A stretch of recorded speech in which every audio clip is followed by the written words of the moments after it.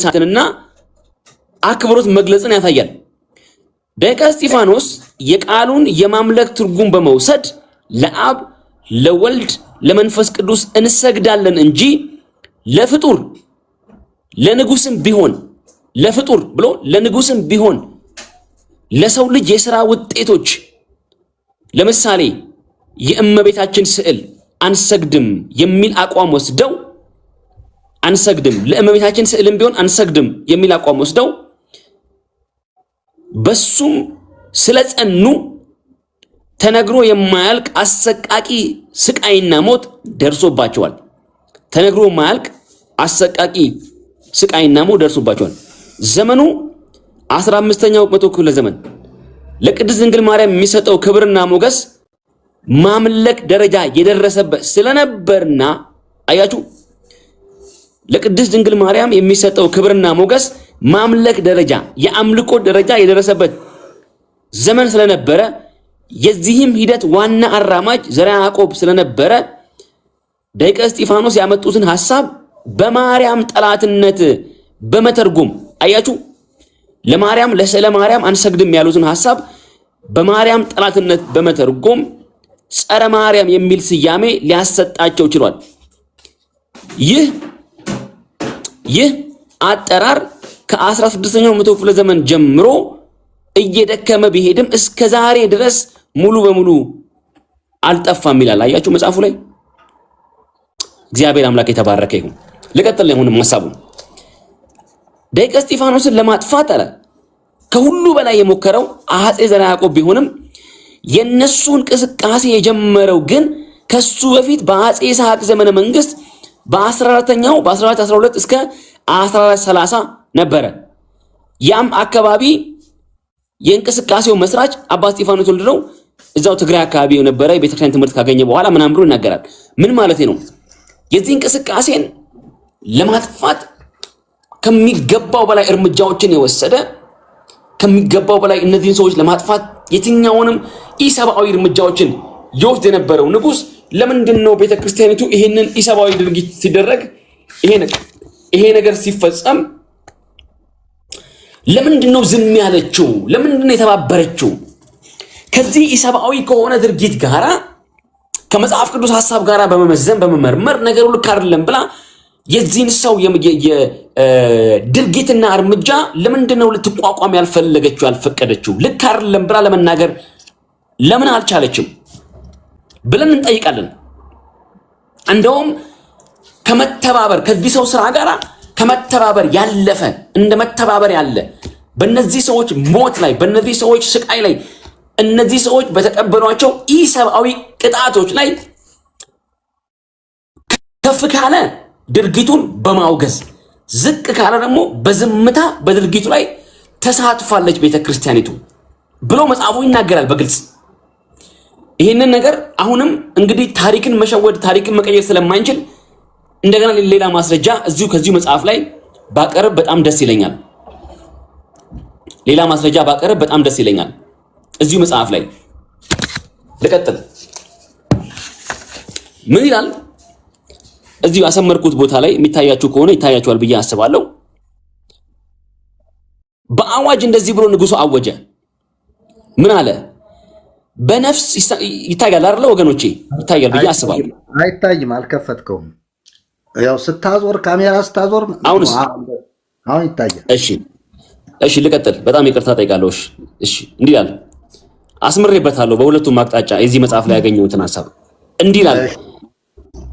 አዋጁ እንደዚህ ይላል። ንጉሱ ያወጣ አዋጅ እንደዚህ ይላል። በነፍስ በስጋ ድንግል የምትሆን የማርያም ምእመናን የሆናችሁ አያችሁ፣ የማርያም ምእመናን የሆናችሁ የእግዚአብሔርም የክርስቶስ የጌታም አይልም ሉክ በስጋም በነፍስም ድንግል የምትሆን የማርያም ምእመናን የሆናችሁ ሕዝበ ክርስቲያን ሆይ እንዲላችኋለሁ፣ ማንኛውም ሰው ሁሉ ደቂቀ እስጢፋን የተቀበለና ከእነርሱ ጋራ የተባበረ በቤቱም ውስጥ ያኖራቸው ወይንም በቤተ ክርስቲያኑና በርስቱ ያኖራቸው ቢገኝ ሹመት ያለው ከሆነም ከሹመቱ ይሻር፣ ቤቱም ይዘረፍ፣ ገንዘቡ ሁሉና ያለውም ርስቱ ሁሉ ለባዕድ ይሆኑ። ሊቃነ ካህናት፣ ንቡራነ እድ፣ የቤተ ክርስቲያን ሹማምንትና መነኮሳት ሁሉ ሕዝቡም ሁሉ እነርሱን ሲደብቋቸው ከተገኙ ይላል። ይቀጥላል። ሲደብቋቸው ከተገኙ ከፍ ያለ ቅጣት እንትኑን ብታነሳው ርዕሱን በጣም አሪፍ ነበር። አይታይም፣ ርዕሱ ላይ ሸፍኖታል። ከነርሱ ጋር ከፍ ያለ ቅጣት ይፈጸምባቸዋል ብሎ ይቀጥልና ሹመታቸውና ርስታቸው ለሌላ ይሁን ከእነርሱ ጋር ተባብረዋልና። እነዚህ ደቂቀ እስጢፋ ግን ለድንግል ማርያምና ለአንድ ልጇ መስቀል መስገድን እምቢ ያሉ ናቸውና በእውነት አይሁድ ናቸው። የእነርሱ ቅጣት ግን ሞት መሆን አለበት። ያገኛቸው ሁሉ በጽኑ መከራ ይቅጣቸው። ያገኛቸው ሁሉ ማለት ይሄ ሌጋል የሆነ ወይን ተከትሎ ሳይሆን ማንኛውም ሰው ደቂቀ እስጢፋን አግኝቶ ቢገላቸው የሕግ ተጠያቂነት የለበትም ማለት ነው አዋጁ የሚለው። ማንኛውም ሰው ደቂቀ እስጢፋን አግኝቶ ቢገላቸው የሕግ ተጠያቂነት የለበትም ብሎ ንጉሥ በአዋጅ እንዳወጀ በመጽሐፉ እናያለን። ቃላቸውን ሰምተን በአደባባያችን ሸንጎ እንድንፈርድባቸው ወደ አደባባይ ያምጣቸው እንጂ መግደልን ግን እርሱ አይግደላቸው አለ። ቀጥሎ ከዛ በኋላ እንደዚሁም ሁሉ ደቂቀ እስጢፋ የሆነውን ሰው አግኝቶ ሰላምታ የሰጠው ሰው አያችሁ፣ ሰላምታ የሰጠው ሰው ሁሉ እድል ፈንታው ደቂቀ እስጢፋኖስ ለተቀበሉ እንደሚደረግባቸው ይሆናል። ሰላምታ የሆነው ሰላምታ እንኳን የሰጣቸው ይልና ይቀጥላል። በገድለ አቡነ እስጢፋኖስ የቀረው ሌላው ሰነድ ደግሞ ከታተመው ተአምረ ማርያም የተወሰደ ተአምር ነው። ከአማርኛው ትርጉም ጋር አቅርቦታል። ይህ ተአምርም እንደዚህ ይላል። እንግዲህ ተአምር ተብሎ የቀረበውን ተመልከት። ንጉሱ እንደዚህ ያደረገ አፍንጮቻቸውና ምላሶቻቸውን እንዲቆርጧቸው አዘዘ። ሌሎችም እንዲፈሩ ተብሎ እነሱን እያየ ማለት ነው። እነሱን እያየ እንዲፈሩ ተብሎ አፍንጮቻቸውና ምላሶቻቸውን ቆረጧቸው። ይህም ሆኖ እነዚያ ወንጀለኞች የተባሉት የክፋት ተግባራቸውን አልተውምና እንደገና ሕዝበ ክርስቲያኑ ተሰብስበው እነዚያን ወንጀለኞች አፍንጫቸውንና ምላሳቸውን በመቁረጥ ብቻ ለምን ተዋቿቸው? በነፍስ በስጋ ድንግል ለምትሆን ለእግዝእትነ ማርያም ለልጇ መስቀልም አንሰግድም ስላሉ በድንጋይ ሊወግሯቸው ይገባል አለ። በየካቲት ወር በ12ኛ ወር በአርብ ዕለት በድንጋዮች ወግረው ገደሏቸው ብሎ ይናገራል። ወገኖቼ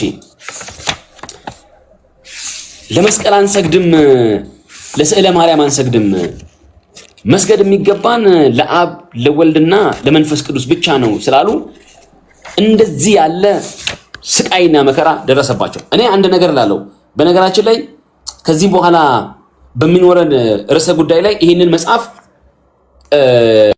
እንተነትነዋለን። በየዕለቱ በምንገባበት ጊዜ የዚህ መጽሐፍ ዋና ርዕስ እያነሳን እንተነትነዋለን፣ እናሳያለን። ለምንድን ነው መሰላችሁ? በታሪክ መካከል እዚህ ዘመን ላይ የኢየሱስ የሆኑ ሰዎች ደማቸው እዚህ ምድር ላይ ፈሷል። የደም ዕዳ በክርስቶስ ያመኑ ሰዎች የደም ዕዳ እዚህ ምድር ላይ አለ። በነገራችን ላይ ልክ ፕሮፌሰር ጌታቸው ፕሮፌሰር መስፍን እንደተናገሩት ማለት ነው ያስደነግጣል፣ ያስቆጣል፣ ያስቆጫል እንዳሉት የኢየሱስና የኢየሱስ የሆኑ ሰዎች በዚህ ምድር ላይ መስዋዕትነትን ከፍለዋል። በቤተ መንግስትና በቤተ ክህነት ትብብር ሰዎች ዋጋ እዚህ ምድር ላይ ከፍለዋል። ይሄ በታሪክ የተቀመጠ ነገር ነው። የዚህ መጽሐፍ ዋቢ ያደረግን እናያለን። ነገር ግን እንደዚህ ያለ መከራ፣ እንደዚህ ያለ ፈተና፣ እንደዚህ ያለ ስቃይ እንኳን ቢደርስባቸው እነዚህ ሰዎች ለምንድን ነው ይሄንን ጥያቄ መግታትና ማስቆም ያልቻለው? እንግዲህ ሰው አፍንጫው የተቆረጠ ሰው፣ ምላሱ የተጎልጎሎ የወጣ ሰው፣ አይኑ የወጣ ጆሮ የተቆረጠ ሰው እንዴት አይነት ገጽታ እንደሚኖረው ገምቱ። የሆነ የሰው ገጽታ እንኳ አይኖረውም እኮ የሆነ ሰው ራሱ አይመስልም። ምክንያቱም የሰውን ገጽታ እንዲጠፋ ሰዎች አይተው እንዲማሩባቸው ለማድረግ የተወሰደ እርምጃ ነው። በነገራችን ላይ ሰዎች አይተው አይ ይህን ነገርማ እኛ መከተል የለብንም ብለው እንዲፈሩ የተወሰደ ጭካኔ እርምጃ ነው ይሄ እርምጃ። ግን እንደዚህ ያለ እርምጃ እንኳን ቢወሰድባቸው ወገኖቼ የወንጌልን እውነት ግን ማስቆም የሚቻል አይደለም። ይሄ የእግዚአብሔር አጀንዳ ስለሆነ፣ ይሄ የክርስቶስ አጀንዳ ስለሆነ ስንዱ እመቤት ነኝ፣ ዓለም ሁሉ ስቶ እኔ ትክክል ነኝ፣ መታደስ መታረም አይገባኝም፣ ንጹህ ነኝ፣ ቅድስት ነኝ፣ የነጻው ነኝ፣ የበቃው ነኝ ብላ ራሷን አንቆለጳጵሳ የምትቀመጥ ቤተክርስቲያን እንደዚህ ያለ ታሪክን እንኳን ሪፈር አድርጋ ለጠፋው ጥፋት እንኳን ይቅርታ ለመጠየቅ ፈጽሞ የታሪክ ዕድት ውስጥ ብዙ ሰዎች ይገባሉ። የእግዚአብሔር የሆነውን ሐሳብ ወገኖች ማቆም አይቻልም። ተሐድሶ የእግዚአብሔር ሐሳብ ነው። በሞትና በመከራ እያበበ የሚሄድ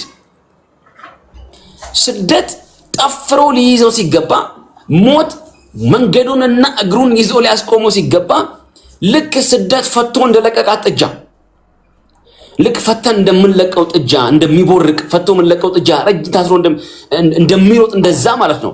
ስደት ያስሮጠው የእግዚአብሔር ስራ ነው። ሞት ያቀጣጠለው የእግዚአብሔር ስራ ነው። ተሐድሶ አፍንጫ መቆረጥ፣ ምላስ መጎልጎል፣ አሁን እዚህ ውስጥ ገና ያላነሳ ነው በጣም ብዙ ነገር አለ። እንደዚህ ያሉ እርምጃዎች እንኳን ሊያቆሙት ያልቻሉ መለኮታዊ የእግዚአብሔር አጀንዳ ነው ተሐድሶ። ይሄ ዘመን አልፎ ታሪክ አልፎ የሚጠይቁን የሚከሱን ሰዎች እንኳን ባይኖሩ በሰማይ ዘንድ በመለኮት ዘንድ ግን በእግዚአብሔር ዘንድ ግን እያንዳንዳችን ዋጋ የምንከፍልበት ወንጀል ምድራችን ላይ ተሰርቷል። ወንጀል ምድራችን ላይ ተሰርቷል። የኢየሱስ የሆኑት እየተለዩ ለአብ ለወልድ ለመንፈስ ቅዱስ ብቻ ነው የምንሰግደው የሚል ሰዎች እየተለዩ አይቀጡ ቅጣት እዚህ ምድር ላይ ተቀጥተዋል። የኢየሱስን ስም አታሰሙኝ፣ የጌታን ስም አታሰሙኝ የሚል ትውልድ እንዲፈጠር ተፈልጎ በፍርሃት ይህንን ዓላማ ሰዎች እንዲከተሉ ለማድረግ ተፈልጎ ሰዎች ወደ ወንጌል እንዳይመጡ ተፈልጎ ብዙ መከራ እዚህ ምድር ላይ ተከፍሏል። ያም ሆኖ ግን ወንጌልን ማቆም አልተቻለም። ለምንድን ነው ማቆም ያልተቻለው? ወንጌል እግዚአብሔር ኃይል ነው። መጽሐፍ እንደሚናገር ይሄ ወንጌል የእግዚአብሔር ኃይል ነው። የእግዚአብሔር ኃይል ነው ማለት ምን ማለት ነው? እግዚአብሔር ጋር ያለ ኃይል ሁሉ እዚህ ወንጌል ውስጥ አለ ማለት ነው። ልታጠፋው አትችልም ማለት ነው። በመግደል በማጥፋት በማሳደድ ኢሰብአዊ እርምጃዎችን በመውሰድ ልታጠፋው አትችልም። የእግዚአብሔር ኃይል ሊያጠፋ የሚችል ምድራዊ ኃይል ስለሌለ፣ የወንጌልን እሳት ሊያጠፋ የሚችል ምድራዊ የእሳት አደጋ ኃይል ስለሌለ፣ በሆነ ውሃ ልታጠፋው ስለማትችል፣ በግዝትም በምንም ልታጠፋው ስለማትችል እየተቀጣጠለ ብዙዎችን እየወለደ እየተቀጣጠለ ብዙዎችን ለእግዚአብሔር መንግስት እያበቃ ዛሬም ቤተክርስቲያኒቱን ለታላቅ ለውጥ እንድትዘጋጅ እየጠየቀ ያለ ታላቅ መለኮታዊ ጥያቄ ነው ተሐድሶ። ነገር ግን እንዳለመታደል ሆኖ ዘመንን ለመለየት ብዙ ሺህ ዓመት ወሰደባት እቺ ቤተክርስቲያን። ዘመንን ለይታ እየመጣ ያለውን ጥያቄ መዝና እንደ እግዚአብሔር ቃል መርምራ እንደ እግዚአብሔር ቃል ፈትሻ ከእግዚአብሔር ቃል አንጻር የትኛው ነገር ነው የሚስማማው እግዚአብሔር ሐሳብ ጋር ብላ ለመመርመርና ራስን ለመፈተሽ ጊዜና እድል አላገኘችም። ይልቁንም ራሷን እያታለለች ራሷን እየሸነገለች የበቃው ነኝ፣ የነቃው ነኝ፣ ስተት የለብኝም፣ ስንዱ እመቤት ነኝ እያለች ራሷን እያንቆለጳጰሰች በተከሸኑ አማርኛዎች በሚያማምሩ ሀቲቶችና ትረካዎች ከእግዚአብሔር ሐሳብ ውጪ መሄድን ምርጫዬ ነው ብላ ቀጠለች ቤተክርስቲያኒቱ። ዛሬም ግን ይሄ ጥያቄ ሊያቆም አልቻለም።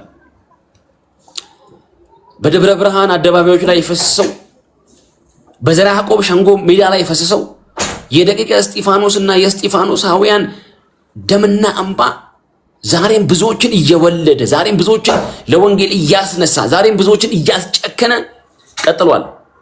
ወንጌልን ልታቆመው አትችልም። ወንጌልን በማጥፋት በማሳደድ በመግደል የትኛውንም ኢሰብአዊ እርምጃዎችን በማድረግ ልታጠፋው አትችልም። የወንጌል ኃይል መጽሐፍ እንደሚናገር እግዚአብሔር ኃይል ነው። ልጁ ጌታ ኢየሱስ ክርስቶስ መስቀል ላይ የዋለበት መለኮታዊ መስዋዕትነት የተከፈለበት ጉዳይ ነው።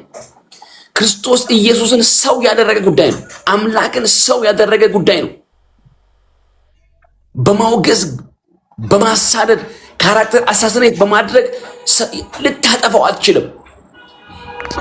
መርጌታ ቀጸላን ብትገለው፣ መርጌታ ቀጸላን ብታሳደው፣ መርጌታ ቀጸላን ስም አጠራሩ እንዳይታወቅ ብታረገው በሱ ደምና መስዋዕትነት ላይ ሺዎችን የሚያበቅል መለኮታዊ ኃይል ነው የወንጌል ኃይል። ባይዘው ትንታግ የሆኑትን የሚወልድ የሚችል ከሱ በላይ የጨከኑ ወደ ሞት አደባባዮች ደረታቸውን ነፍተው ወደ ሞት ለመሄድ እንኳን ሁለቴ የማያስቡ ልጆችን እግዚአብሔር አምላክ በመንፈሱ ኃይል የሚወልድበት ስራ ነው እዚህ አካባቢ ተሐድሶ አካባቢ አሉ የሚባሉ ፊገር የሆኑ ሰዎችን ብታጠፋ ብታሳድድ ወንጌልን ማቆም አትችልም። ለምንድን ነው ማቆም አትችለው? እግዚአብሔር ሰው የሆነበት ሚስጥር ነው ወንጌል። ኦ ክብር ለኢየሱስ ይሁን። እግዚአብሔር ሰው የሆነበት ነው። ክርስቶስ ኢየሱስ ዋጋ የከፈለበት ነው። የመስቀል ሞትን የተቀበለበት ጉዳይ ነው። የድነት ጉዳይ ነው። የቤዛዎት ጉዳይ ነው። የሪኮንሲሌሽን ጉዳይ ነው። የእርቅ ጉዳይ ነው። የሆነ 3 ጉልላት ካለበት ግቢ ወይ በሆነ በባህር ዛፍ ከተከበበ በባህር ዛፍ አጽድ በጥድ ዛፍ ከተከበበ ግቢ ያለፈ ጉዳይ ነው። ያለፈ ኢሹ ነው። ነገር ግን ምን አይነት እርግማን እንዳገኘን አላውቅም። ምን አይነት መታወር እንዳገኘን አላውቅም። 1000 ዘመናት ቆጠርን ዘመንን ሳንለይ። ዛሬም ትላንትና በተጓዝንበት መንገድ መጓዝ እንፈልጋለን። በማሽሞንሞን መጓዝ እንፈልጋለን። በማታለል መጓዝ እንፈልጋለን። የእውነትን መንገድ እምቢ በማለት በታሪካችን ተጀቡነን ተሸፍነን፣ በትውፊታችን ተሸፍነን፣ ረጅም ዘመን በቆየ ሀቲትና ትርክቶቻችን ተደብቀን ተሸፍነን የእግዚአብሔርን እውነት ለመቀበል አሻፈረኝ ሲለን ስንተናነቅ እንገኛለን። ነገር ግን ከዚህ ቀደም እንደተናገርኩት ነው፣ ተሐድሶ ለቤተ ክርስቲያኒቱ መሲሐዊ መንገድ ነው። ዛሬም እናገራለሁ፣ ዘመንን እንድትለይ፣ እንደ ትላንትናው በመግደል፣ እንደ ትላንትናው በመቅበር፣ እንደ ትላንትናው ከመሬት በታች ቀብሮ ፈረስ በማስነዳት፣ እንደ ትላንትናው ምላስን በመቁረጥ፣ እንደ ትላንትናው አፍንጫን በመቁረጥ፣ ጆሮን በመቁረጥ፣ ምላስን ጎትቶ በማውጣት ምናምን ሊቆም የሚችል ጉዳይ አይደለም። መሰረታዊ በሆነ መንገድ እግዚአብሔር ወደ ተሐድሶ እንድትመጣ፣ ወደ ለውጥ እንድትመጣ በሁለንተናዊ መንገድ እያነዋወጣት እንዳለ ማየት ያስፈልጋል። መሰረቷን ፒላሯን እየነቀነቀ እንዳለ አይንን ከፍቶ ማየት ይገባል ብዬ ነው ማስበው። አሁንም ጥሪያችን ይሄ ነው። ዘመንን እንድትለይ ያስፈልጋል። አሁን ወዳጂ ርስት ሃይማኖት የሚገርም ነገር ዘርዓ ያዕቆብን የሚናፍቁ መምህራን እኮ ብቅ እያሉ ነው።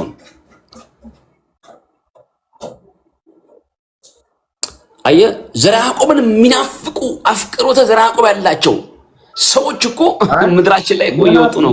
መናፈቅ ብቻ ሳይሆን ለዘርዓ ያዕቆብ ታቦት ተቀርጾለታል እኮ ደብረ ብርሃን ታቦት። አንድ ወንድማችን አንድ ተሐድሶ እኛ ጋር የሚያገለግል የነበረ ወንድማችን እዛ አካባቢ ተቀጥሮ ነበርና ታቦት ተቀርጾለታል። የሚገርመው ግን ምን መሰለህ፣ አሁን የዘርዓ ያዕቆብ ብቻ አይደለም።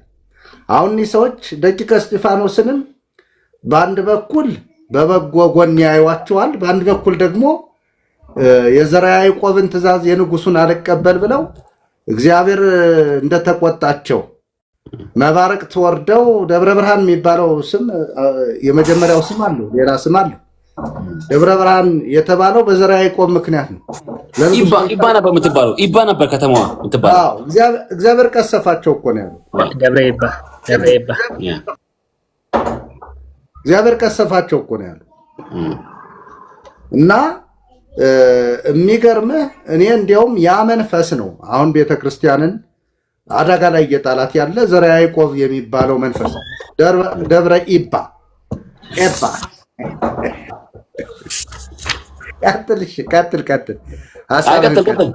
ቀጥል፣ ችግር የለውም። ሂድ ግድ የለም ቀጥል፣ ችግር የለም።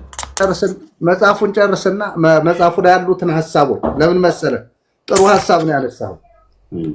አንዳንድ ጊዜ ዝም ብሎ ሽፍንፍን ያለ አሁን ዘርዓ ያዕቆብን ስናነሳ ዘርዓ ያዕቆብ ምን ሰርቶ ነው የሚሉ ሰዎች አሉ። ምን ሰራ? መጀመሪያ የሰውዬ እኮ ማን እንደነበረ ማወቅ አለብን። መነኩሴም እኮ ነበረ አይደለም እንዴ? አለ ታሪኩ ቁጭ ብሏል። መነኩሴ ነበረ ነው የሚባለው። እንደገና የስለት ልጅ ነው፣ መጀመሪያም ላይ የስለት ልጅ ነበረ ይባላል።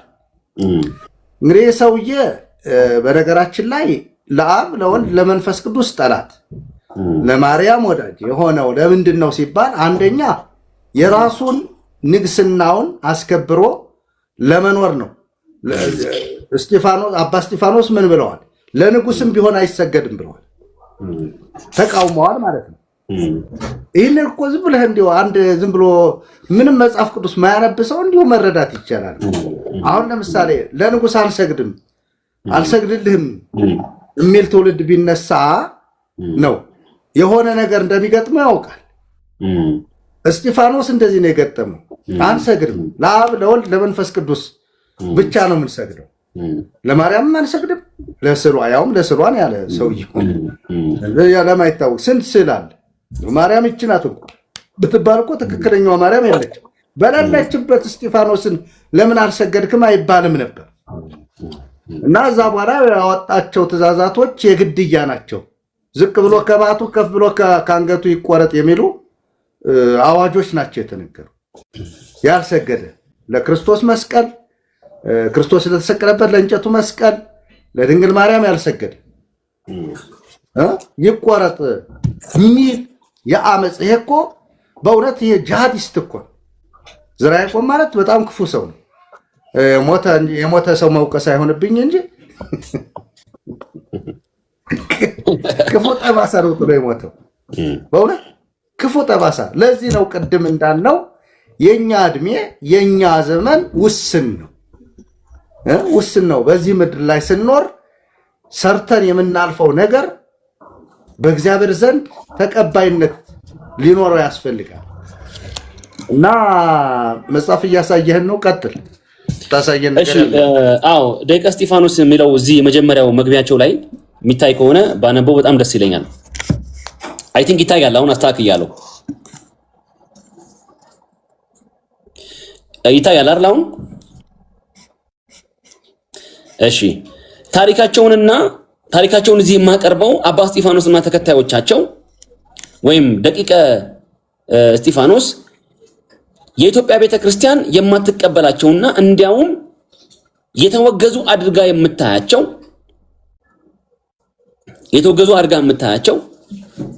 በ15ኛው ምዕተ ዓመት ያበቡ የተሐድሶ እንቅስቃሴ መሪዎች ናቸው ይላል። እግዚአብሔር የተባረከ ይሁን። አየህ፣ ታሪክን ማጥፋት አትችልም። ይኸውልህ ታሪካቸውን እዚህ ማስቀመጠው ይሄን የጻፉት ሰው በጣም የሚገርም ሊቀ ሊቃውንት ጌታቸው ኃይሌ ይባላሉ። ቤተክርስቲያኒቱ ራሱ ሊቀ ሊቃውንት ብላ ያቀረበቻቸው ናቸው። እንደውም አንድ ጊዜ የዛሬ 2007 ወይ 8 አካባቢ አንድ ዶክመንተሪ ሰርቶ ነበረ። ትዝ የሚል ከሆነ ኢቢኤስ ላይ አርያሰብ የሚባል ዝግጅት ነበረ። ህሊና አዘዘ የምትባል ልጅ የምታቀርበው አርያሰብ የሚባል የምታስታውሱ ከሆነ እዚህ ያላችሁ ሰዎች ታውቃላችሁ፣ አንዳንዶቻችሁ ብዬ አስባለሁ። አርያሰብ የሚባል ዝግጅት ነበረ እና እንዲህ ታዋቂ ኢትዮጵያውያንን የምታቀርብበት ትልቅ ዝግጅት ነውና ሁይዝ የሚል ዝግጅት ነው። እዛ ላይ አቅርባቸዋለች እንደ ዶክመንተሪ ሰርታ አይ ቲንክ 2 ክፍል ወይ 3 ክፍል እንዳቀረበች አስታውሳለሁ።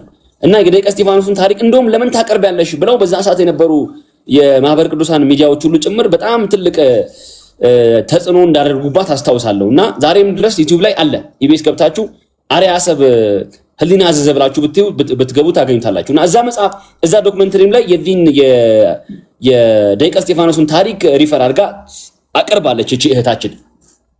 እና ታሪክን መቀበልና ከታሪክ መማር ነው እንጂ የምትችለው ታሪክን መሻር አትችልም። ታሪክን ማቆም አትችልም። ታሪክን ኤዲት ራሱ ማድረግ አትችልም። በነገራችን ላይ ታሪክ ከባህሪው ኤዲት አይደረግም።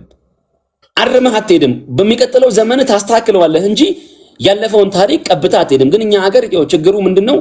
ታሪክና ውጥ እንደየቤቱ ነው ስለሚባል እነዚህ ሰዎች መልስ አይመልሱም ተብሎ ስለሚታሰብ እንደፈለጉ ታሪኮቻቸው ላይ የሚለጥፉ ሰዎች መጥተዋል። እና ዶክተር መስከረም ለቺሳ የምትባል እህት አለች። አንድ እሷንም እዚህ ጋር የሚጠቅሳትም አንድ ሰው አለ። ኤኒሃው ስለሷ አንደለም ሐሳባችንና ላምበው እዚህ ጋር የሚለው መጽሐፉ ላይ ታሪካቸውን እዚህ የማቀርበው አባ እስጢፋኖስና ተከታዮቻቸው ወይም ደቂቀ እስጢፋኖሳውያን የኢትዮጵያ ቤተክርስቲያን የማትቀበላቸው እንዲያውም ይላሉ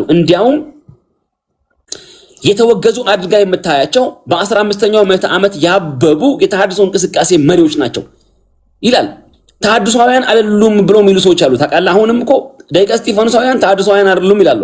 ግን የተሐድሶ እንቅስቃሴ መሪዎች ናቸው ብሎ ያስቀምጣሉ። እኚህ ፕሮፌሰር አህያውና ተሐድሶ ወይም ሪቫይቫል ኤንድ ሪፎርሜሽን ወይም ሪኒዋል በጣም ይገርመኝ ፍታቴ እዚህ ጋር ምን መሰለ ተደላድሎና ተመቻችቶ በተቀመጠው ስርዓት ወይም ስታብሊሽመንት ውስጥ የዛገና የሚራገፍ ነገር አስምሬበታለሁ።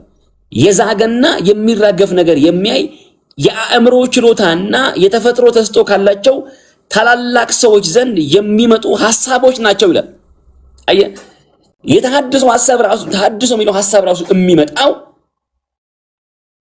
ተደላድሎና ተመቻችቶ በተቀመጠው ነገር ላይ የዛገና የሚራገፍ ነገር የሚያዩ የአእምሮ ችሎታ ካላቸው ሰዎችና የተፈጥሮ ተስጦ ካላቸው ታላላቅ ሰዎች የሚመነጩ ሐሳቦች ናቸው ብሎ ካሉ በኋላ እነዚህ ሰዎች መለወጥ አለበት የሚሉትን ለመለወጥ ቆርጠው ሲነሱ ደግሞ ታላቅነታቸው ወደ ገናናነት ያድጋል።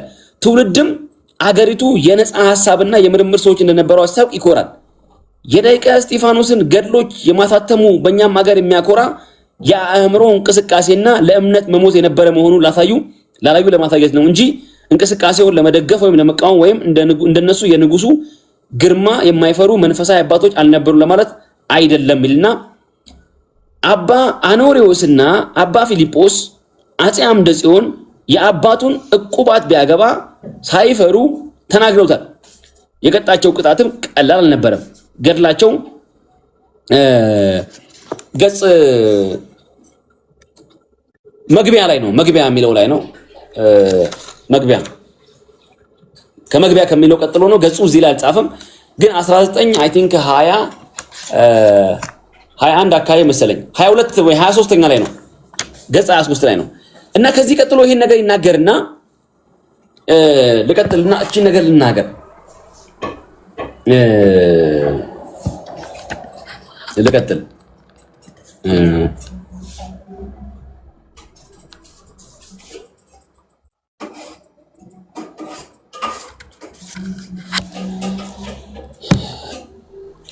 ልቀጥል ገጽ 24 ላይ እንደዚህ የሚል ቃል እናገኛለን። በጣም የሚገርም ነገር መርጌታ በዚህ ምድር ላይ የተሐድሶ እንቅስቃሴ አንዳንድ ሰዎች ጀመረ ብለው የሚያስቡት በደቀ እስጢፋኖሳውያን ጀመረ ብለው ያስባሉ። ግን እኚህ የቤተ ክርስቲያኒቱ ሊቅ የተሐድሶን መቼ ጀመርነትም በማያወላዳ መንገድ እዚህ ጋር ያስቀምጣሉ። አቤት በጣም ታሪክ እኮ በጣም እግዚአብሔር የተባረከ ይሁን። ደቀ እስጢፋኖስ ይወቁት አይወቁት አይታወቅም እንጂ ለስዕልና ለመስቀል አንሰግድም ማለት በኢትዮጵያ ታሪክ አዲስ ሐሳብ አይደለም። እነሱ ከመነሳታቸው ከ150 ዓመት ግድም በፊት እዚያው ትግራይ ደቀ እስጢፋኖስ ከመወለዳቸው ከመነሳታቸው 150 ዓመት በፊት እዚያው ትግራይ ለስዕልና ለመስቀል አንሰግድም፣ ምክንያቱም ስዕል ሰሌዳ ነው፣ መስቀልም የጎለጎታ እንጨት ነው የሚሉ ታላላቅ ሰዎች ተነስተው ነበር። መቼ? ደቀ እስጢፋኖስ ከመነሳታቸው ከ150 ዓመት በፊት ግን አፄ አግበ ጽዮን 1278 እስከ 1286 እመቤታችን ተገልጻልኝ ብለው እንዲህ አሉ።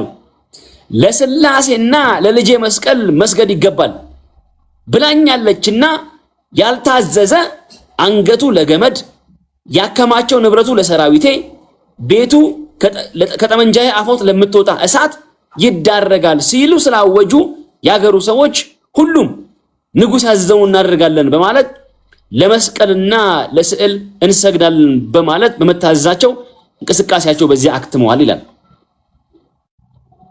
ደቀ እስጢፋኖስ የተነሱት በአፄ ይስሐቅ ዘመን በ14ኛው 1406 እስከ 1421 ዘመነ መንግስት ነው።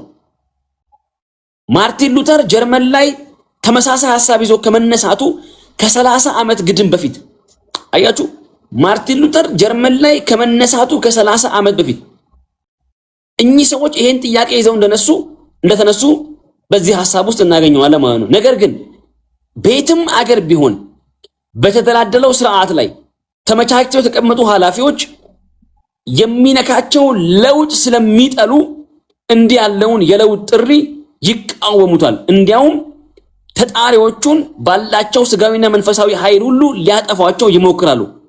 በአባ እስጢፋኖስና በተከታዮቻቸው በደቀ እስጢፋኖሳውያን ላይ የደረሰው ይህ ነው። አበባቸውን አረገፉት፣ የእንቅስቃሴያቸውንም ነበልባል ውሃ ቸልሰውበት ሳይቀጣጠል ቀረ። የመንግስቱን ኃይል የሚጋፋ አልነበረም። ሆኖም የኢትዮጵያ ቤተክርስቲያን ውጉዛን ታርጋቸው እንጂ ተልእኳቸውን ግን ውስጡን በጽሞና እየተቀበለች በመሄድ ላይ እንዳለች ስነ ጽሑፏ ይመሰክራል። እንደሚባለው ሳይሆን ሁሉ ጊዜ ሰላማዊና የማይቆረቁር ተሐድሶን የሚቀበሉ መሪዎች አሏት ብለው ይናገራሉ። እንግዲህ ወገኖች ተመልከቱ፣ ይሄን የሚናገረው በቤተክርስቲያኒቱ ትልቅ አባት ትልቅ ሰው ሊቀ ሊቃውንት የተባሉ በጣም በጣም በጣም በጣም ትልቅ አቅምና ስልጣን የነበራቸው ሰው የጻፉት ነው። እና እዚህ ጋር አንድ በጣም ሁሌም ሳስበው ሳነበው የሚገርመኝ አንድ አባባል አለ እዚሁ ገጽ 25 ላይ የአፄ ዘርዓ ያዕቆብ አገዛዝ ብለው ከ1426 እስከ 1460 ላይ ይሄን መግቢያውን ጻፉት ሰው እንደዚህ ይላሉ። አይ ቲንክ ይታያል ብዬ አስባለሁ።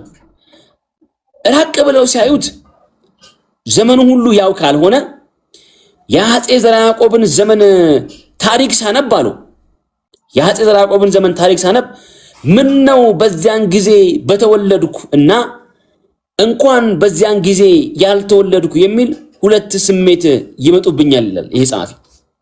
በጣም ይገርመኛል። ምን ነው በዚያን ጊዜ በተወለድኩኝ እና እንኳን በዚያን ጊዜ ያልተወለድኩኝ የሚል ሁለት ስሜት ይመጣብኛል አሉ። ይሄንን ነገር ምን ማለታቸው ነው ብዬ ሳስብ ምን ነው በዛን ዘመን በተወለድኩ ማለታቸው በዛን ዘመን የነበረውን ኃይለኛ የወንጌል እንቅስቃሴ ለመካፈል እድሉን አገኝ ነበር ማለታቸው ሲሆን እንኳን በዚያ ዘመን አልተወለድኩ ማለታቸው ደግሞ በዛ ዘመን ላይ የነበረውን ያንን ታላቅ የወንጌል እንቅስቃሴ እንደው እምቢ ለማለት ለመቋቋም እማልችል ነኝና እወድቃለሁ እሸነፋለሁ ብሎ ስላሉ ነው በዚህ ይሄን ሐሳብ ተናገሩት እኚህ ሰው። ለቀጥለው አንድ መጽሐፉ ላይ ትንሽ ነገር ልበልና ጨርሳለሁ። ከዛ በኋላ መርጌታ ይናገራሉ።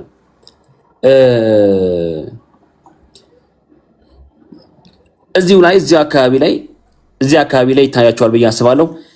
አባቱ ዳዊት የጀመረውን በፈረንሳይ፣ በስፓኝ፣ በግብጽ፣ በፍልስጤም የተሰሩትን ታምሮቿን ወደ ግዕዝ በመተርጎም በሰፊው ቀጠለበት። የውጭውን አገር ማስተርጎም ብቻ ሳይሆን ኢትዮጵያ ውስጥም የሰራቻቸውን ተአምር ሁሉ እየሰበሰበ በጽሁፍ አሰፈራቸው። ጸሐፊዎቹንም ሰብስቦ እንደዚህ አላቸው። ተአምረ ማርያምን እያስቀዳ በቅዳሴ ጊዜ እንደ ወንጌል ስሙ።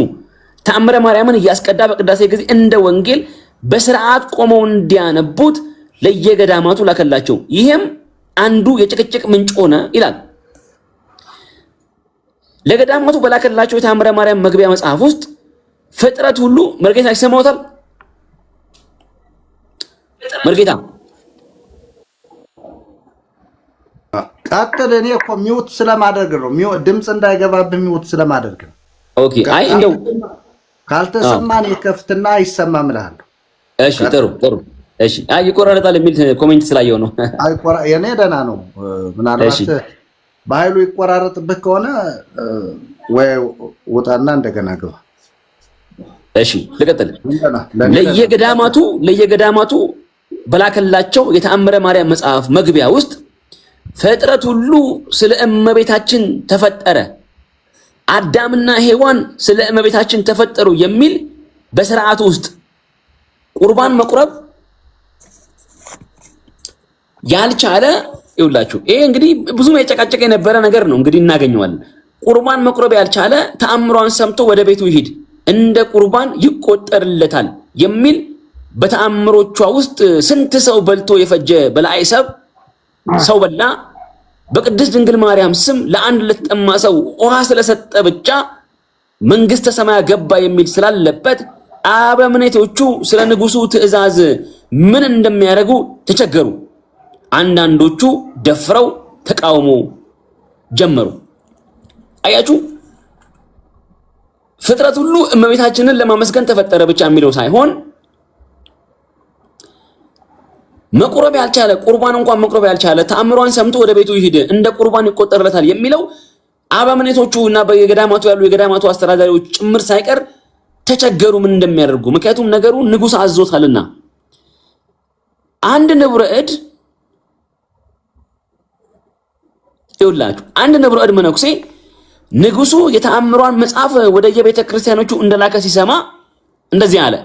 እኔ አለ ምንም ቢያደርጉኝ የእመቤታችንን በሁለት መንገድ ቅድስት ድንግል ማርያም ወላዲተ አምላክ የተአምሯን መጽሐፍ ከደብሬ አላስገባም አለ። ይህን ሲል የሰማው አንድ ሰው የእመቤታችንን በሁለት መንገድ ድንግል ቅድስት ድንግል ማርያም ተአምረ ማርያም ከገዳም የማታስገባው ለምንድን ነው አለው። ሲለው ልጆቼን በመነኮሳት ገድል ውስጥ እንዳለው እንዳለው ጭምተኝነትን አስተምራለሁ። እነሱም አንዳንዶቹ በዋሻ ይኖራሉ፣ አንዳንዶቹም በጭምተኝነት ላይ ናቸው። ታላላቅ ኃጢአቶችንም የሰሩ ብዙዎች ኃጢአተኞችም እንዳዳነቻቸው የእመቤታችን በወለድ ቅድስት ድንግል ማርያም ወላዲተ አምላክ የአምላክ ተአምርን ሰሙ። እነሱም ጾማቸውንና ገድላቸውን ትተው እንዝላሎች ይሆናሉ። ምክንያቱም እዛ ጋር ብዙ ሰው ገድሎ ብዙ ሰው አጥፍቶ ድኗልና እፍኝ ውሃ ሰጥቶ ድኗልና የሚል ነገር ስለመጣ ይሄ ነገር ያበላሸናል። በዚህ ምክንያት ወደ ገዳሜ አላስገባም አለ። ከዛ በኋላ አንድ ጊዜም እንደዚህ ደቂቀ እስጢፋኖስም ደግሞ ወደ እነሱ ገዳም አስልኮ ገዳሞቻቸው ላይ እንዳልተቀበሉት ይናገራል። በመጽሐፉ ላይ እዚሁ መጽሐፉ ላይ ገጽ 26 ላይ እንደዚህ ይላል። አጤ ዘርዓ ያዕቆብ የተአምረ ማርያምን ቅጂ ለደቂቀ እስጢፋኖስ ገዳም ልኮ እንደነበርና ከቤተ ክርስቲያናቸው ስርዓት እንዳላስገቡት ምንጫቸው ይመሰክራል። አላስገባም አሉ። በእኛ ገዳም አይነበብም አናስተምርም ብለው ከለከሉ። በዚህ ጊዜ ንጉሱ እንደዚህ ያደረገ። ንጉሱ መጽሐፈ ተአምረ ማርያምን እጅ አይነሱም የሚል ክስ ወዳመጧቸው ወደ ሁለቱ የሚሏችሁ እውነት ነውን ብሎ ላከባቸው። አንዱም ወንድም እጅ አንነሳም አላልንም፣ ብቻ አንድ ተላላኪ ከወንጌል ንባብ በኋላ እንዲነበብ አንድ መጽሐፍ አመጣልኝ። ይሄ መጽሐፍ ምንድነው አልኩት። መጽሐፈ ተአምረ ማርያም ነው አለኝ። የሐዋርያ ስርዓት እኮ እንደዚህ አይደለም። በጣም ይገርማል። የሐዋርያ ስርዓት እኮ እንደዚህ አይደለም። ከኦሪት ከነቢያት ከሐዋርያት ዜና መጽሐፍት ሁሉ ተነቦ ከዚያ ቀጥሎ ወንጌል ይነበባል። ከጸሎት ፍጻሜ በኋላ ወንጌልና መስቀል እጅ ይነሳል አልኩት። የቃሌ መጨረሻ ሰምቶ መጽሐፉን ይዛ ሄደ። ከዛም በኋላ እጅ ነሳውት። ንጉሱም ይህን የምትለው ንቀህ አይደለም ምን አለው። ያም ወንድም ለምንድነው ምንቀው ብሎ ተናገረ። አጎንብሶ ወይም ተጎንብሶ አለ። ንጉሱም እንደደበደቡት አዞ ንጉሱንም ሰውየውንም በዱላ ደበደቡት ይላል መጽሐፉ ላይ እዚሁ ላይ። እና ይሄ የጭቅጭቅ ምክንያት ነበረ፣ የክርክር ምክንያት ነበረ። ይሄ ለመስቀል ለማርያም አንሰግድም የሚለው የክርክር ምክንያት እነዚህን ሰዎች ከፍተኛ ቅጣት እንዲቀበሉና ህይወታቸው እንኳን በመከራ እንዲሞላ እንዳደረገ በመጽሐፋችን ላይ በዚህ ወተቀደም በመናነበው መጽሐፍ ላይ እንታዘባለን እናነበዋለን ማለት ነው። ምን ማለት ነው? ይህንን ሐሳብ ስናገር ብዙ መከራ፣ ብዙ ሞት፣ ብዙ ስቃይ ተቀብለዋል። እንደውም ይሄ መጽሐፍ ያነበቡት ፕሮፌሰር ጌታቸው ኃይሌ በመግቢያው አንድ አይ ቲንክ መጀመሪያው እትም ላይ ይመስለኛል መግቢያ በጻፉት መጽሐፍ ላይ ምን ይላሉ? እኔ እንደውም ሳስበው አሉ እኚህ ሰው ሳስበው አሉ ፕሮፌሰር ጌታቸው ኃይሌ ይሄ ቶርች የሚባለው ይሄ ቅጣት አለ አይደለ? ቶርች የሚባለው ይሄ ወፌላላ ምናምን ብለው የሚገርፏቸው ግርፋቶች፣ ስቃዮች እኛ አገር የጀመረ ይመስለኛል ብለው ሲናገሩ ብለው መጽሐፉትን ነገር አይቻሉም። ቶርች የሚባለው ነገር ራሱ ቅጣት ዛሬ በተለያዩ አገሮች እነዚህ ወንጀለኞችን ወይም ሌሎችም ለማወጣጣት አለ አይደለ? ምርመራ የሚያደርጉባቸው ቶርቸር የሚባለው የቅጣት አይነት እኛ ዘመን ላይና እኛ አገር ላይ የጀመረ ይመስለኛል ብለው የተናገሩትን አስተውላለሁ። አንድ መጽሐፍ እዚሁ መጽሐፍ ላይ አይ ቲንክ መግቢያው ላይ ይሄን ነገር ተናግረዋል። ምን ማለት ነው?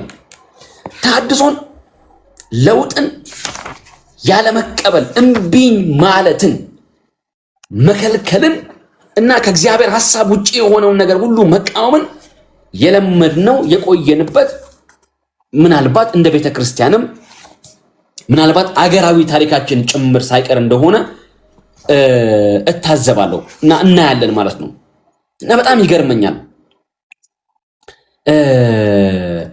ለምንድነው ለውጥንና ተሐድሶን የክርስቶስን ትምህርት በዚህ ደረጃ የምንቃወመው ብዬ ጠይቃለሁ። ኢሰብአዊ እርምጃ ኢየሱስን ስላሉ ወንጌልን ስላሉ ስለ ክርስቶስ ስላስተማሩ ይሄን ያክል መከራ እንዲቀበሉ ለምንድን ያደረገው?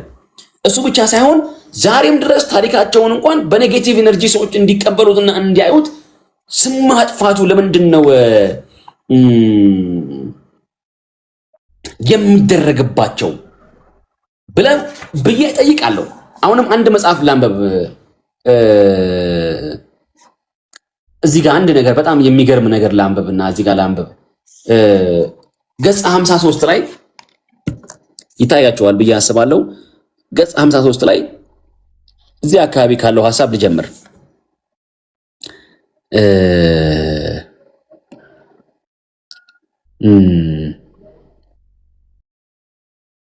ከሃዲዎቹ ይላል እዚህ ጋር ከሃዲዎቹ የሚሉት እንግዲህ ደቂቀ እስጢፋኖሳውያንን ነው። ለማርያምን ስዕልና ለመስቀል አንሰግድም ያሉትን ነው ከሃዲዎቹ ብለው የሚሏቸው። ከሃዲዎቹ ይላል እዚህ ጋር እኛ ለማርያምና ለልጇ መስቀል አንሰግድም አሉ። በድንጋይም እንዲወገሩ ፈረዱባቸው። የፈረንጅ የቁስጥንጥንያ የሶሪያ ሰዎችም በዚያ ስለነበሩ በከሃዲዎቹ ላይ በድንጋይ እንዲወገሩ ፈረዱባቸው። የክርስቲያኖቹ ጉባኤም በድንጋይ ሊወገሩ ይገባል አለ። ፍርድ ተፈርዶ ሲያልቅ ንጉሱ ጉባኤውን እንዳዘዛቸው የተፈረደውን ፍርድ ፈጸሙ። በየካቲት 2 ቀን በዕለተ ዓርብ ወገሯቸው። እነዚህን ከአይሁድ ጋር አንድ የሚሆኑ ከሃዲዎች እዛው ማለት ነው በወገሯቸው አይ ቲንክ ብዙ አይታይም። በ88ኛው ቀን ላይ እግዚአብሔር በጣም ይገርማቸዋል። እንግዲህ እነዚህ ሰዎች በተወገሩበት ቀን ለማርያምና ለመስቀል አንሰግድም ብለው ለስዕል አንሰግድም የምንሰግደው ለአብ ለወልድ ለመንፈስ ቅዱስ አንድ አምላክ ነው ብለው ሳለ ነገር ግን እግዚአብሔር ስለ እናቱ በሁለት መንገድ ድንግል እመቤታችን ስለ ክብር መስቀሉ በመጋቢት 10 ቀን እግዚአብሔር ተባብሮ ለምን ለማርያም መስቀልና ለማርያም ስላልሰገዳችሁም ለምን ለአብ ለወልድ ለመንፈስ ቅዱስ ብቻ ነው የምትሰግዱት ብሎ እግዚአብሔር ራሱ ተባብሮ በክርስቶስ ተመልከቱ በክርስቶስ በመስቀል በዓል ቀን በሰኞ ሌሊት ድንቅ ተአምር ሰራ። አያችሁ ለወንጀላችን እግዚአብሔርን እንኳን ተባባሪ ስናደርገው እነዚህ ምስኪኖች እነዚህ ሰማዕታት እነዚህ የወንጌል አርበኞች ተወግረው ስለሞቱ እግዚአብሔር ተአምር ሰራ ይላል። እግዚአብሔርንም የወንጀላችን ተባባሪ አድርገን ስናስቀምጠው በንጉሱ አደባባይ ላይና በንጉሱ አደባባይ ሩቅ እስከሆነ ቀበሌ ድረስ ትልቅ ብርሃን ወጥቶ እንደ ጎርፍ ፈሰሰ።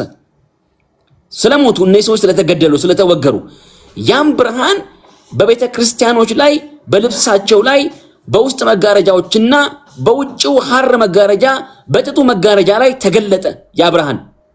ዳግመኛም ያ ብርሃን በሰዎች በድንኳን ውስጥ በመጋረጃዎቻቸው ላይ በሚለብሱት ልብሳቸው ላይ በሚታጠቁት ትጥቃቸው ላይ በዕቃውም ሁሉ ላይ ሰፍኖ ታየ።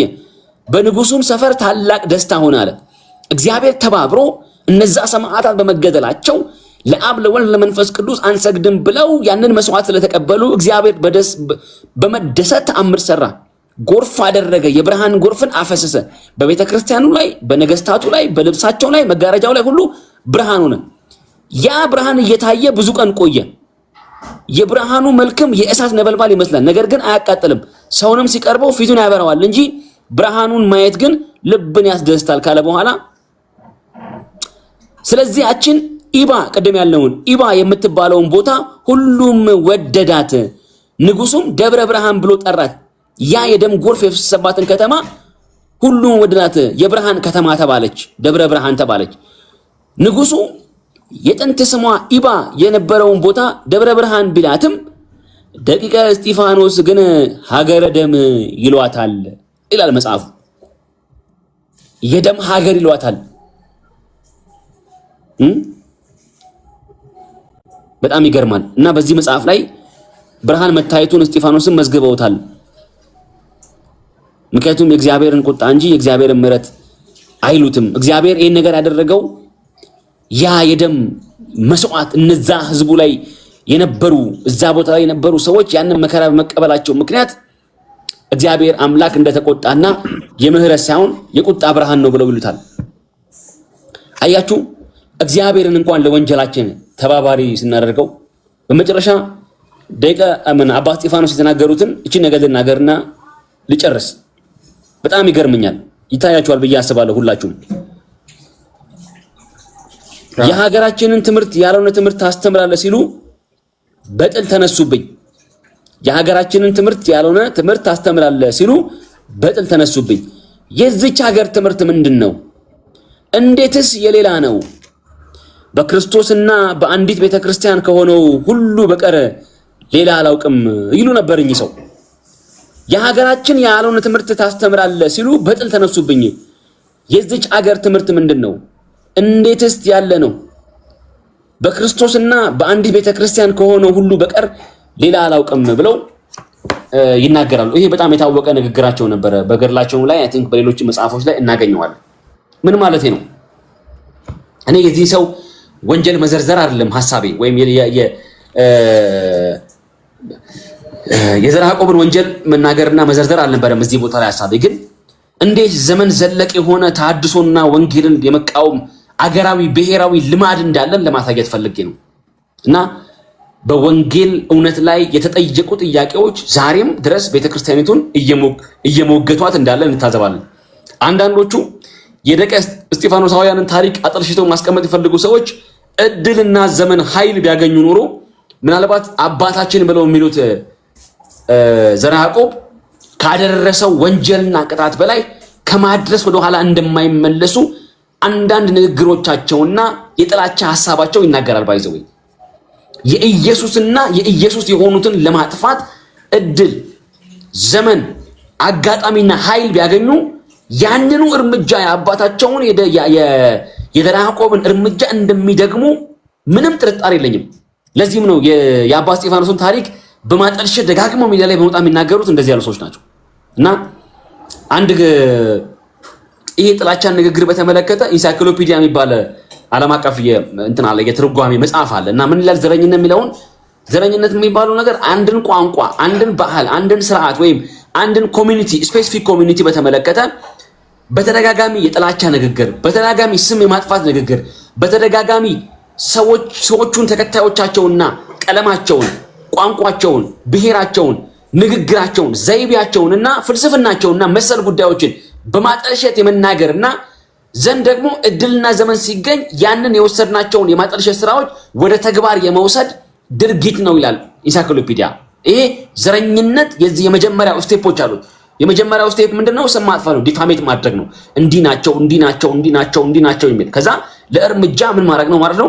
ብላክሜል ማድረግ፣ የሆነ ለይቶ ማውጣት፣ ከዛ ለእርምጃ እንዲመች ማድረግ ነው። እና እነዚህ ሰዎች ይሄ ነገር የተናገሩት ሰዎች እንዳልኩት ነው ቅድም፣ ስልጣን ቢያገኙ፣ እድል ቢያገኙ፣ ዘመን ቢያገኙ፣ ሁኔታው ቢፈቅድላቸው አባታቸው ዘርዓ ያዕቆብ ካደረገው በላይ በጣም በላይ ከማድረግ ወደኋላ እንደማይመለሱ አንዳንድ ንግግሮቻቸውና ድርጊታቸው ያሳያል ብዬ ነው የማስበውና የወንጌል ጥያቄ የክርስቶስ ጥያቄ ነው። የወንጌል ጥያቄ የዘላለም ሕይወት ጥያቄ ነው። የወንጌል ጥያቄ የሰው ልጅ የዘላለም ሕይወቱን የሚበይንበት መንፈሳዊ ጥያቄ ነው። ቀልድ አይደለም። አውደ ምሕረቱ መጫወቻ ለማድረግ ሰዎች እግዚአብሔርን ቃል ሰምተው ለማዕረፍ የእግዚአብሔርን ቃል ሰምተው ከእግዚአብሔር ጋር ለመታረቅ አውደ ምሕረት ጋር ሲሄዱ የዛፍ ስር ጨዋታዎችን በማሰማት የወንዝ ዳር ወጎችን በማሰማት የዘላለም ሕይወት ላይ የሰዎች የዘላለም ሕይወት ላይ ጨዋታ የያዙ ሰዎች ይሄንን ጨዋታቸውን እንዲያቆሙ ሲሪየስሊ ስለዚህ ህዝብ የእግዚአብሔርን ቃል እንዲነግሩት የወንጌልን ቃል እንዲነግሩት የእግዚአብሔርን ቃል እንዲነግሩት የመዳንን እውነትና ቃል እንዲነግሩት ነው የምንጮው ዛሬ። ሰው የተሐድሶ ጥያቄና የተሐድሶ አጠቃላይ መልክና ገጽታ መንፈሳዊና ሃይማኖታዊ ጥያቄ ነው። ይሄም ጥያቄ ምንድነው? ዋና ዓላማው ሰዎች የእግዚአብሔርን ቃል በመስማት ሰዎች በእግዚአብሔር ቃል ላይ የተገለጠውን እውነተኛውን እውነት በመስማትና በዛ እውነት በመታዘዝ ለእግዚአብሔር መንግስት እንዲበቁ ማገልገል ነውና በሚያሳዝን ሁኔታ እንዳለመታደል ሆኖ ዛሬም ድረስ ዘመኑን ሳትለይ ዘመኑን ሳትዋጅ ዘመኑን ሳታቅ ከዘመን ተፋታ ከዘመን ተጣልታ ይህንን ዘመን ለመሻገር ዛሬም እየተውተረተረች ትገኛለች ቤተክርስቲያን። ግን ጥሪያችንን ደጋግመን የምናሰማው ጥያቄያችንን ደጋግመን የምናሰማው ዛሬም ለተሐድሶ እጇን እንድትከፍት ነው። ዛሬም ለእግዚአብሔር ሐሳብ እንድትታዘዝ ዛሬም እንደ ልጅ እንግዲህ ጥያቄያችንን እናቀርባለን ማለት ነውና ዘመንን ያለየች ቤተክርስቲያን ምን ይገጥማታል? ዘመንን የለየች ቤተክርስቲያን ደግሞ ምን ታተርፋለች የሚለውን ነገር ምናልባት ወንድሙ ከተናገሩ በኋላ ቀጥዬ እናገራለሁ። እግዚአብሔር አምላክ ይባርካችሁ። በጣም ታንኪ ተባረክ። እግዚአብሔር ይባርክ። በጣም ጥሩ ማስረጃ ነው ያቀረብክልን። እንግዲህ እውነታው ይሄ ነው። ቤተክርስቲያን ምንድን ነው የሳትኩት? ምን ስህተት አለብኝ? ስንዱ እመቤት ነኝ እኔ፣ ችግር የለብኝም። ስለዚህ የኔ ችግር ምን ላይ ነው የምትለዋን ቤተክርስቲያን ለማሳየት ነው። ይሄ ደግሞ ምልክት የሚሆነው ለዘርዓ ያዕቆብ ያላት ስፍራና የዘርዓ ያዕቆብን ትምህርት እንዴት እያንጸባረቀች እንደሆነ አሁንም ድረስ የሆነ ነገር ስትነካ ጦርነት ነው የምታውጀው ቤተክርስቲያን። ኢየሱስ ብቻውን ያድናል ስንል አይለም ብቻውን አላችሁ፣ ማርያም ሴት ሄዳ ነው፣ መላእክት ሴት ሄደው ነው፣ ጻድቃን የተባሉትስ ምናምን በማለት በተለይ እነዚህ አሁን ከሳታት የምንላቸው በተለይ ታምረ ማርያም የዘራ ያዕቆብ እመቤት ይላታል። እመቤቴን የዘራ ያዕቆብ እመቤት ይላታል። እና ምንድን ነው እንደዚህ ያላት ስንል በዘራ ያዕቆብ ፍቅር የተነደፈች ነች። እሷ ማርያም አለ የጌታ እናት አይደለችም። ተጠንቀቁ። ምን ይላታል? ወተደንገለ በክልኤ አንስት ይላል። በሁለት ሴቶች ድንግል ሆነ ይላል። በጣም ይገርማል። ሰውየው ተንኮለኛ ነው። በነገራችን ላይ በጣም ተንኮለኛ፣ በጣም መሰሪ። እኔ በዛን ዘመን እንዲህ አይነት መሰሪ ሰው መፈጠሩ በጣም ይገርመኛል። ከእግዚአብሔር ሕዝቡን እስኪያስክድ ድረስ ሕዝቡን ለሱ እንዴት እንዲሰግድለት እንዳደረገ በጣም የሚገርም ሰው ነው እና ዘርዓ ያዕቆብ ያው ስራው አለ። ቅድም ወንድማችን በኃይሉ ማን ነው አንድ ሰው በጸጋው ነው መሰለኝ ስራው አለ ይላል። ስራው አሁንም ሕያው ሆኖ እየቀጠለ ነው። ትውልድ እየገደለ ነው። ሰውየው ሞቷል። ሰውየው ተቀብሯል። አሁን የለም። ነገር ግን የምናነሳው የሰውየው ክፋት፣ ሰውየው ያደረገው ድርጊት የአብን የወልድን የመንፈስ ቅዱስን የአምልኮ ክብር እንዴት አድርጎ ለሌሎች ፍጡራን እንደሰጠ፣ ለማርያም ያልሰገደ ካለበት ከቆመበት ይጥፋ ይጥፋ። በጣም እኮ የትልቅ ስተት እኮ ነው። ስተት ብቻ አይደለም፣ ትልቅ እርግማን፣ አመፀኛነት እኮ ነው እና ወገኖቼ በጣም ይሄ ትምህርት ቀላል እንዳይመስላችሁ። በቤተ ክርስቲያን ላይ ውድቀት መቼ ተጀመረ፣ እንዴት ተጀመረ ለሚለው ምናልባት ከዘርዓ ያዕቆብ በፊትም እንትኖች ነበሩ። ቀደም ያነበበና አግባ ጽዮን በነበሩበት ዘመንም ከዘርዓ ያዕቆብ በፊት ምንፍቅናው አለ። ግን ምንፍቅናው ጎልቶ የወጣው መቼ ነው ስንል የዘርዓ ያዕቆቡ በዘመነ ዘርዓ ያዕቆብ ነው። በዘመነ ዘርዓ ያዕቆብ የተደረገው የምንፍቅናና የክህደት ትምህርት ሰውን እስከ መግደል ነው። በሰዎች ላይ እስከ አንገታቸው ቀብሮ ከአንገታቸው በታች ሰውነታቸው ተቀብሮ አንገታቸው በራሳቸው ላይ ግን ፈረስ ያስነዳበት ይሄ ዘመን የማይረሳው ታሪክ ነው። እስከ ክርስቶስ ምጽአት ድረስ የሚነገር የእውነት ነው። የሄሮድስ መንፈስ ነፍሰ ገዳይነት የተከናወነበት ስራ ነው እና ይሄ ታሪክ ለዘመናት ሲነገር ይኖራል። ለዚህ ነው ፕሮፌሰር ጌታቸው እንግዲህ ከዚህ ተነስተው ነው ይህንን መጽሐፍ የጻፉት። የነሱ ትምህርት ነው ጥርት ያለ ነው።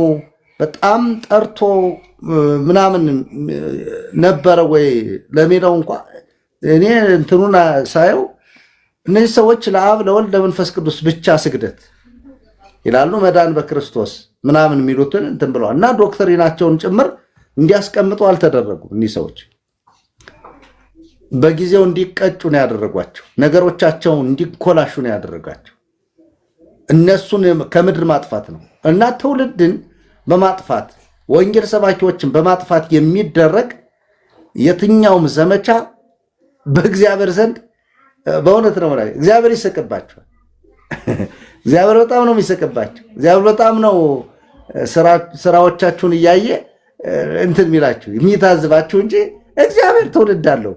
አንዴ አሁን ቆይቼ ቤተክርስቲያን አሁን ምናያት እንደው እየተወላዳች አስቸገረችን እንጂ አሁን ይሄ የወንጌላውያኑ አብያተ ክርስቲያናት መስፋት እኮ የሰዎች መስዋዕትነት የሰዎች እኮ በወንጌል የከፈሉት መስዋዕትነት እኮ ያመጣው መብዛት እኮ ነው። ለዚህ እኮ ነው እንተና ማን ነው ጠፉ ሲባል ይበዛሉ የሚል መዝሙር አለ። የሉም ሲባል ይበዛሉ፣ ጠፉ ሲባል ምናምን ይላሉ። ምናምን የሚል መዝሙራል። እውነት ነው። ገድለህ አታቆመው የወንጌልን አገልግሎት። አንዱን ብትገድል እሺ ሆኖ ይወለዳል፣ እሺ ሆኖ ይነሳባል። ለምን? ወንጌል የእግዚአብሔር ስለሆነ፣ እግዚአብሔር አሸናፊ ስለሆነ። ስለዚህ እነ ጴጥሮስ ሞቱ። እነ ጴጥሮስ ሲሞቱ ወንጌል አልቆመም። እነ ጴጥሮስ ላይ አልቆመም። ጳውሎስ ሲሞት በጳውሎስ አገልግሎት ብቻ ወንጌል አልቆመም። ነበር ብሎ ቀጠለ። የሐዋርያት ሥራ ምዕራፍ 28 ላይ ነበር ብሎ መጨረሻውን ያገለግል ነበር፣ በተከራየው ቤት ነበር ብሎ ቀጠለ። የሚቀጥል ስለሆነ ማለት ነው፣ ለሌላው የሚተላለፍ ስለሆነ። ስለዚህ ወንጌልን ሰዎችን ወይም ወንጌልን የሚሰብኩ ሰዎችን በመግደል ማስቆም አይቻልም፣ በፍጹም አይቻልም። እነ ደቂቀ እስጢፋኖስ ሞቱ። ይኸው ታሪካቸው አሁን ይነገራል። ምን ስላሉ? ለአብ ለወልደ መንፈስ ቅዱስ መስገድ፣ ለንጉስም ለማርያምም ለሌሎችም አይሰገድም ስላሉ፣ መዳንን በክርስቶስ ብቻ ስላሉ ይነገርላቸዋል። ታዲያ ይህንን ትምህርት የምትቃወም ቤተክርስቲያን እንዴት ነው ነገሩ? ወደየት ነው የሚለውን ማየት እንችላለን። በኃይሉ ነው ጥያቄ ያለ ብለህ ነበር ወዳጅ። ትንሽ እውቀት ካለ ችግር ውስጥ ስለመገባ እኮ ነው። እነሱ አሁን ትንሽ እውቀት ይዞ ነው። መምህር ማነው ይሄ ሰውዬ? ሚውት አድርግ በል እንዲበርክ እዚህ እንትን የሰጠሁት ማን ነው? የኔ እንትን ማስወጣት ማስገባት አይችልም። እሺ የሚውት አደርገዋለሁ። ምንድነው? እግዚአብሔር ዘላለም እውቀት አለው። ማወቅ ያለብን መጀመሪያ ሁሉም ነገር ዘላለማዊ እውቀት ካለው አንተ ምን እንደምትሆን በፈቃድህ ምን እንደምትመርጥ ያውቃል። ማነው ማስወጣት የሚችል? ይሄን እኔ ጋር ያለው ስልጣን ያለው ሰው ማለት በዛ አምሳኛነትህ ይሰራባል። በኃይሉ ቀጥላል። ያደና አይደለም እኮ ስለሚያስተጋባ ምናልባት ኖቲፊኬሽን የራሱን ስራ ይሰራባል። ድምፀ ተሐድሶ ለካ እንትን አልሰጠውም ስልጣን ሞዴሬተር በሰይጣን እንዴት አድርጎ ሰራ መሰለህ? ኢየሱስ ይሁዳ አሳልፎ እንትን እያሳየኝ ነው። ታብታብ አድርጉ። ዛሬም ነገር እያመጣ ነው። አቶ ቲክቶክ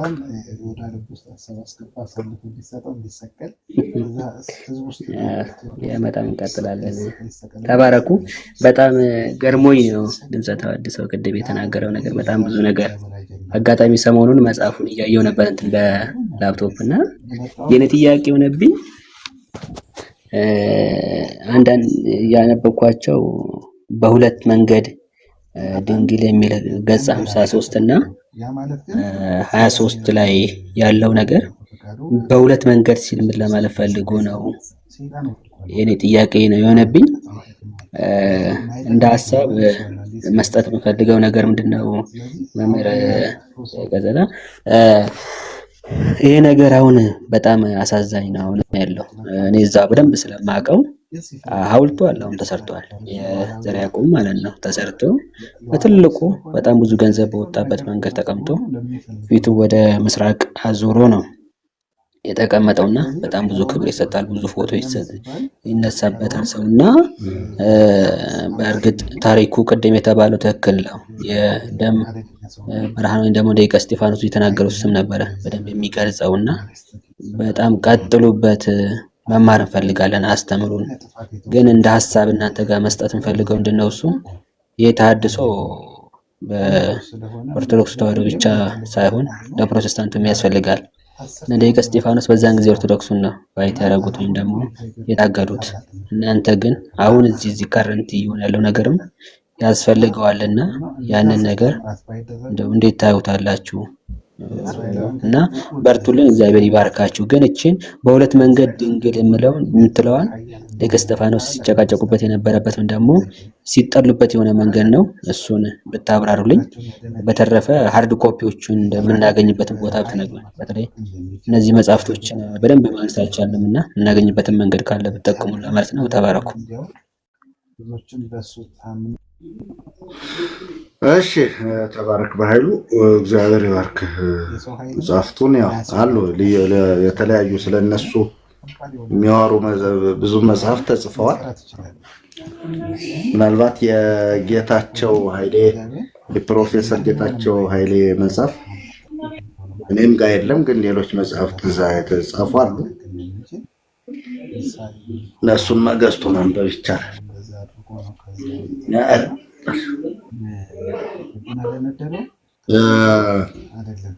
እሺ፣ ማን ነው እሱ የሚያወራው ሰውዬ? ለምሳሌ እኔ አሁን አንድ ፊልም ብታይ አጭር ፊልም ማስወጣት እኮ ራሱ አልችላል እኮ ቲክቶክ በጣም ነገር ሁሉ እንትን እያለብኝ ነው። እንዴት አደረገው? ፕሮፋይሉን ኢንኩትና ከዛ ኤክስ ምልክትን ያድርጓት። የእሱን ፕሮፋይል ኢንኩትና እንዴ አለኛ ነክቼው ነበር። ኤክስ ምልክት አላመጣልኝ እኮ የግሎሪፊኬሽን የሚለው የእሱ ፕሮፋይል ኢንኩት ከዛ ኤክስ አድርጓትና ሲቆይ አሁን የሰው ልጅን ሁሉ ሲፈጥር አዳም ጋር ብንመጣ አዳም እንደሚሳሳት ያውቃል አያውቅም? ምን አይነት ሰው ነው? በእናትህ ያንን ነገር ለማድረግ ጸበለሰውን አስቀምጦ ደግሞ ብሎ እኔ ልደውልለት። ቆይ ስልኩ ስላለኝ ደውዬ ይውጣ ልበለው። ቆይ ታውቀዋለህ? አዎ ቆይ ደውዬ ይውጣ እለዋለሁ። ቆይ ውጣ በለው እባክህ። እኛ ወሬ አልፈልግም።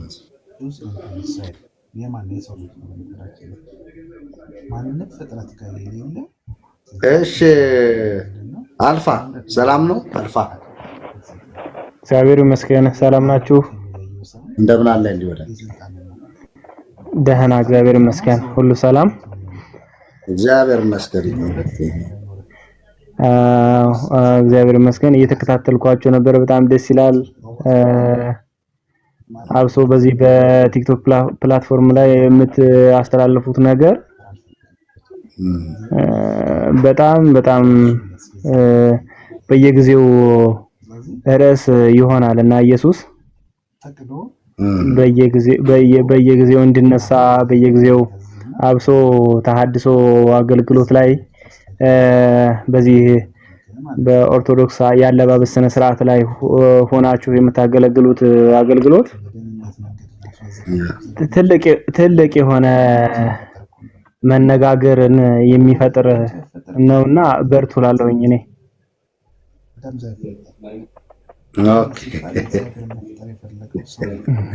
አንተ ጥሩ ድጋፍ ነው። አንተ ደጋፊ ነህ። አዎ ለማዳመጥ ለመማር ከእናንተ ነው የመጣውኝ እኔ። ያ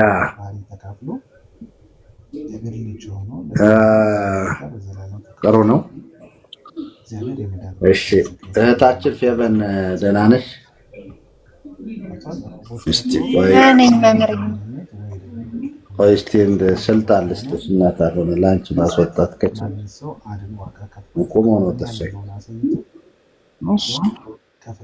ሁሉ ባለስልጣን ነው ማለት ነው።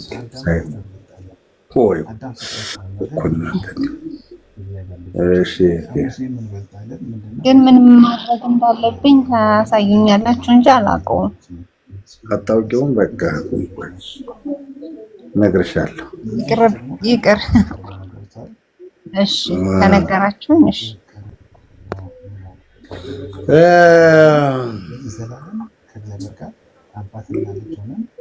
ማነው ሌላ የገባ ሰው አለ?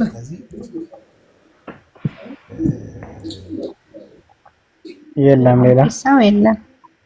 ኦኬ የለም። ለጊዜ እንቀጥላለን። ድምፀ ተሐድሶም ወጣ መሰል። ድምፀ ተሐድሶ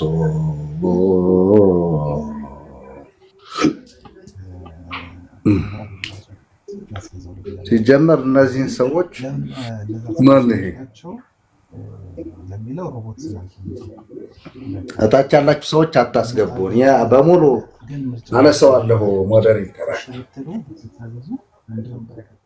ማች ሰዎች አላችሁ ስልጣን የሰጠኋችሁ በስልጣናችሁ ዝም ብላችሁ እና እኛ አሁን ትምህርት እያስተማርን ነው። ለክርክር አይደለም። ለክርክር ስናደርገው ነው ሰው ማስገባት ይቻላል። ተከራካሪ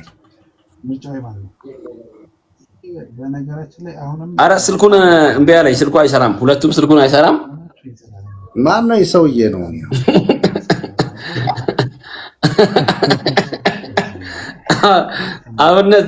አብነት ነው እኮ አብነት እኮ ነው። አብነት ነው። አንተ መውጣት አልቻልክም።